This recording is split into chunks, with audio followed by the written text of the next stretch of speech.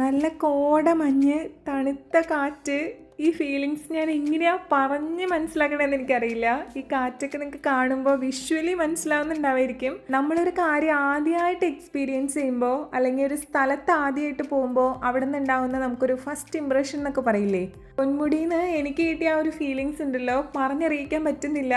Happiness at its peak എന്നൊക്കെ പറയുന്ന പോലെ.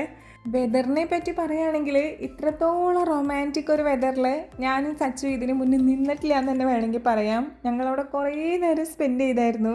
സച്ചുവിനെ പരിചയപ്പെട്ട അന്ന് മുതലേ ഞാൻ പറഞ്ഞു കേട്ടിട്ടുള്ളതാണ് പൊന്മുടിയും പൊന്മുടിയിലെ വൈബിനെ കുറിച്ചൊക്കെ. പക്ഷെ അപ്പോഴൊക്കെ എൻ്റെ മനസ്സിൽ നമ്മൾ കാണാത്തതാണോ ഈ മഞ്ഞും തണുപ്പും കാറ്റൊക്കെ, അങ്ങനത്തെ ഉള്ളൊരു മൈൻഡ് ആയിരുന്നു.